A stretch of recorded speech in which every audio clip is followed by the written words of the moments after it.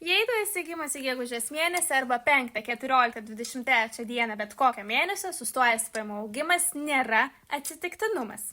Pagal skaičių energiją tavo pinigų kanalas susijęs su mokymuisi tema.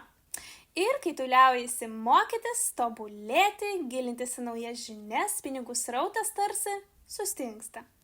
Nes tavo sėkmė visada ten, kur tavo augimas. Ir tai gali būti bet kas. Kursai, knygos, mokymai, net maratonai ar nauji įgūdžiai. Bet vos tik pradedi gailėti pinigų savo augimui, pradedi stabdyti ir pinigų tekmę.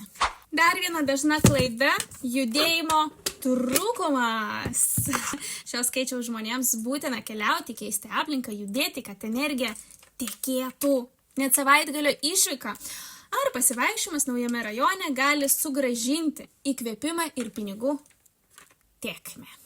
Tai labai sąžiningai savęs paklausk, ar mokaisi, ar judi, jei ne, dabar puikus metas pradėti.